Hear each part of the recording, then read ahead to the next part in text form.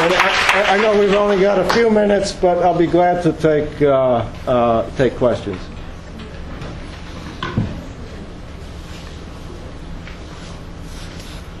There are any questions.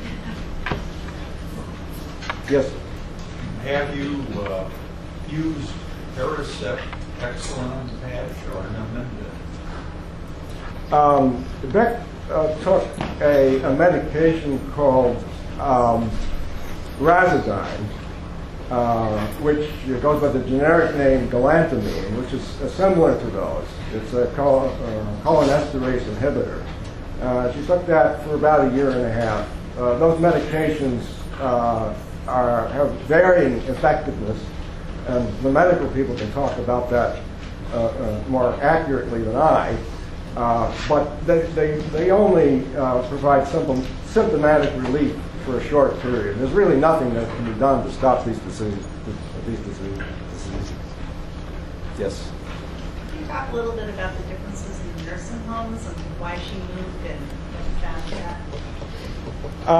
that? Sheets Manor is a small place. It's very good for people who are mobile or partially mobile.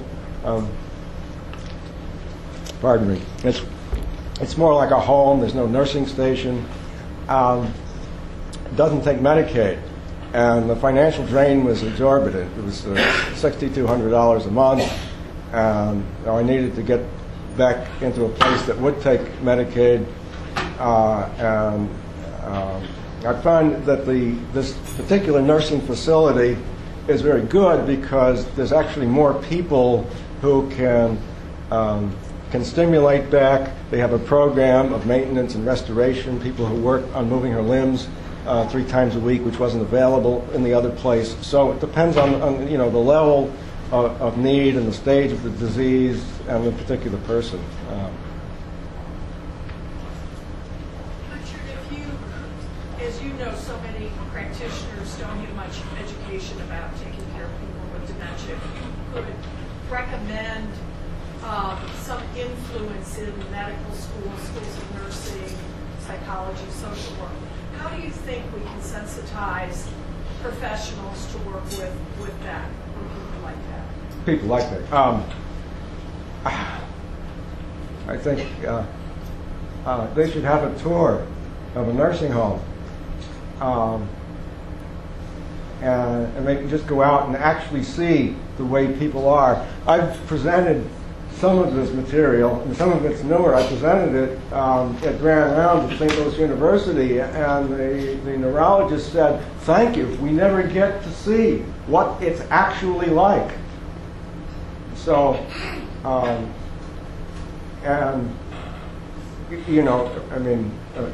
presentations like this might help, but it's not a substitute for actually going out and seeing, and touching, and hearing. Yes? I have 2 questions for you. First, I'd just like to point out how extraordinary it is that you're able to get through this with and keep your composure when we're all cracking up in various ways of wiping our tears away. And how do you do that? What do you credit that for? And then I have one other question, which is, when you were saying the part about Diddy, I forget the rest of it, with that quotation from her, I was thinking of James Joyce, and I know how much you are drawn to Joyce's writings, and I'm thinking, this is pretty far out, but philosophically speaking, do you think that your natural, what you were drawn to, in a sense, in your own life, has helped you? Well, I said something at the beginning about you need a linguistic or literary genius to interpret Beck's speech sometimes. That was a remark a visitor made once, and I think you need to bring all your resources and your imagination to bear on understanding what people with dementia are saying, because they can start out a sentence with one thought and it merges and blends into another. And the more context you know, the more you know about the person's past likes and dislikes, the more you can begin to tease out what's going on.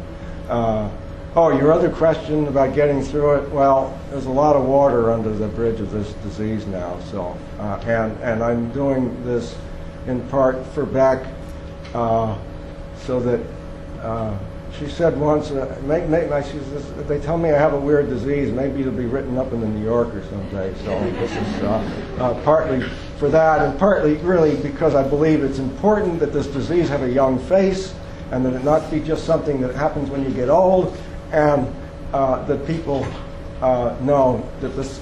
I knew two people who were friends.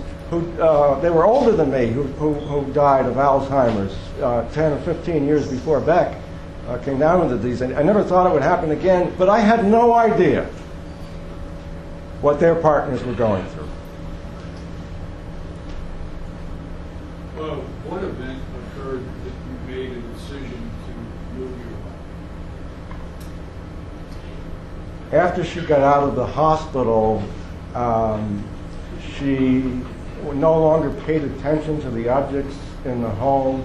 She spent years collecting things, and she would pick them up indiscriminately, drop them, break them. She was up at all hours. I would have had to have someone there 24 hours a day, which is, and economically, it's less expensive to have someone in a home. And it was also, I started seeing a psychiatrist at the time, thinking I was going to learn how to help her better, and until I went, I didn't realize how much the care had done to me. And so, in a lot of things, but it was the hardest thing I've ever done. I wanted to support that. I knew you then. Beck was one of the most distressed individuals I had seen, could not calm herself, who did not respond to a lot of things, but one-on-one. And Richard wasn't far behind. And how this toll has taken both of them.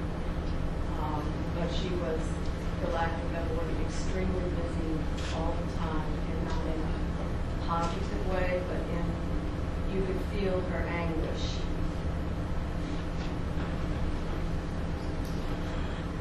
Yeah.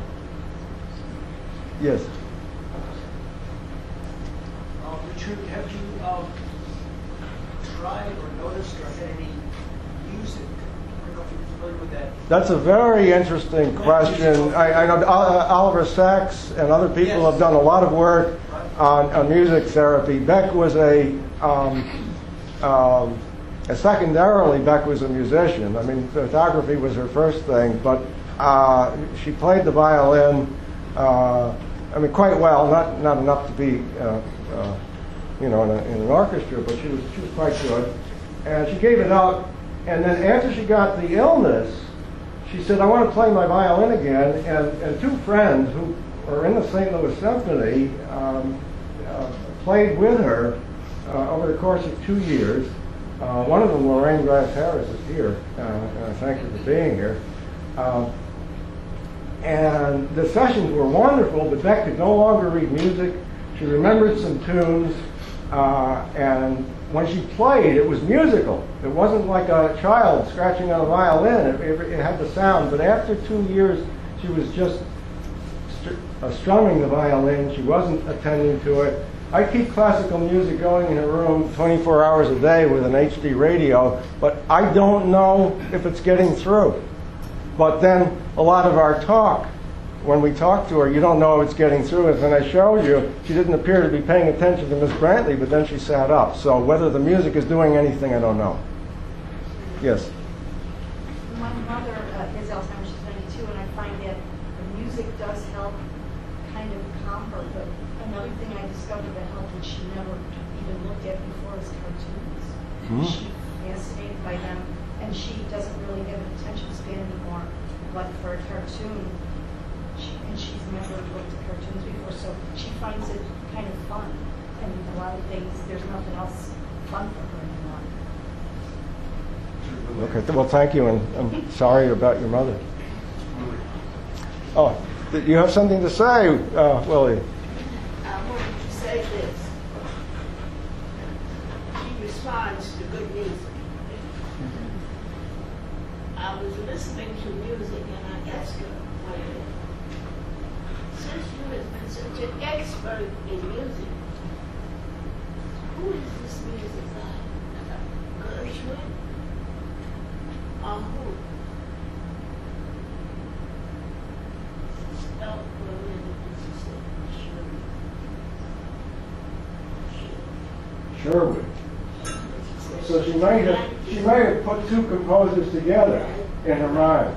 That's what she was trying to say, so just make you know that she is listening to the music and she responds to the music. And I'm with her constantly. Okay, we have time for one more question. Right in front of you. It's obvious that she recognizes you when you're in her company. Does she recognize any other family members facially or? It's difficult to determine that often, but I think that she does. It's not. Now, the video I showed you where she recognized me immediately, that was 3 years ago. Now, she may not respond right away, but after a while, she feels the touch.